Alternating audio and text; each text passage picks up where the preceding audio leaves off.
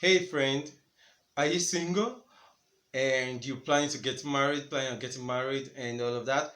I want to beg you in the name of God, do not borrow to do not borrow for your wedding. Do not borrow to host an amazing wedding. Do not borrow to organize a societal wedding.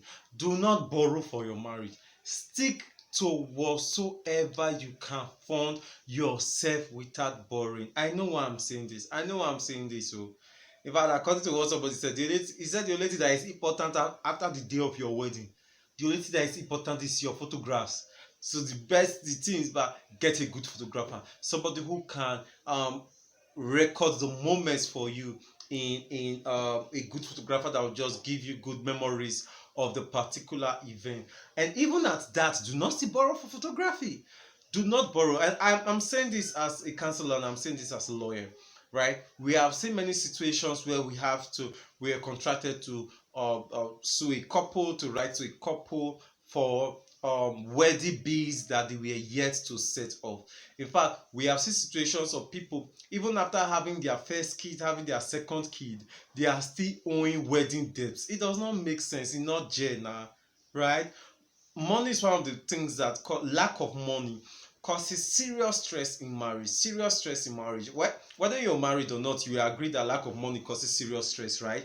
So it does not make sense for you to not have money and still be owing, right? If you don't have money, you could like, oh, we don't have money. You could soak gari and granite and you'll be satisfied and you're fine and all of that. But imagine you don't have money to feed, you don't have money to pay the regular house bills and all of that, and then you are not still owing. It does not make sense. It does not make sense at all. It's not a good foundation for your marriage for you to borrow, for you to start your marriage on debt. It does not make sense. Yeah, I know you may think that, oh, we can easily just pay up the money. People will give money, I will pay it up. If you pay attention to things right now, it is not like our parents' days, oh, and 10 years, 15 years ago when people are getting married and they get most of their household items and they get many amazing things as gifts, right? Now, when people get married, some people don't even have up to 10 gifts after marriage. Unlike before that, when you are getting married, you are sure that you may get a gift of your furniture, gift of mattress, gift of cookie utensils, gift of this, gift of that, gift of sound system, gift of TV, gift of work clocks, and all of that. These days, people hardly get gifts. Even to even get gifts of baby baths, people no longer get it again these days. So if you're borrowing, thinking that, oh yes, these gifts will come in, this money will come in, and we'll be able to set up all these bills and the rest, you are doing yourself a very big disfavor. A very big disfavor. You don't want to go into marriage owing debts. Money that you're supposed to use to be enjoying yourself, time that you're supposed to use to be enjoying yourself in your marriage, you are sitting down using it to think about how to pay bills. It does not make sense. It's not good for your marriage. It's not something you should start your marriage on.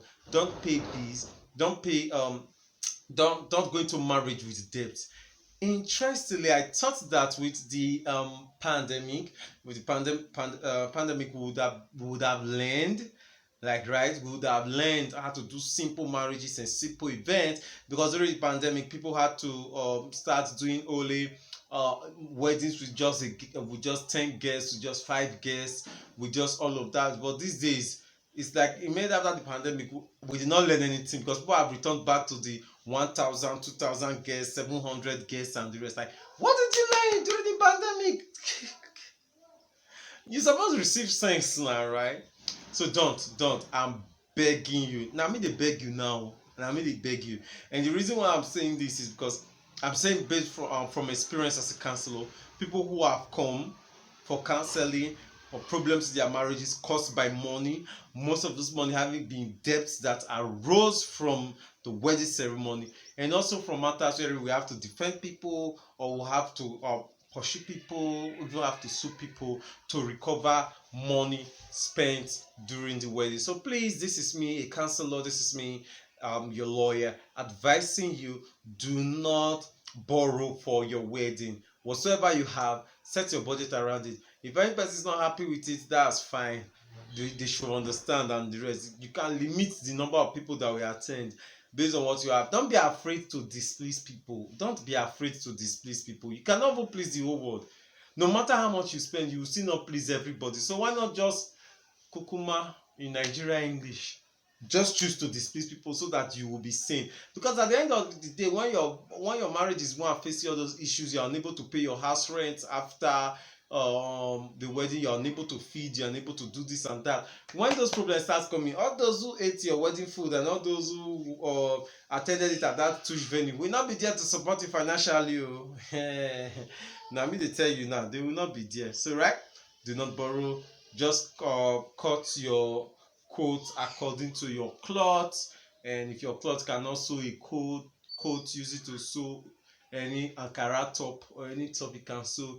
If you cannot still sew anything, use it to just do any design that you can do, and be fine and be happy. What matters most is that you're married. I remember telling somebody that in getting married, one of the person that was my biggest inspiration was Kenneth Hagin, who got married, and in his wedding, he had the priest, he had one witness, he had himself, and he had his wife. Only 4 people attended his wedding, and we know what his life and his marriage, the legacy Kenneth Hagin's marriage still have for us till tomorrow. So please, I beg, we should not be killing ourselves. So don't come and kill yourself and put yourself in trouble. This is just an advice from a friend. I'm telling you.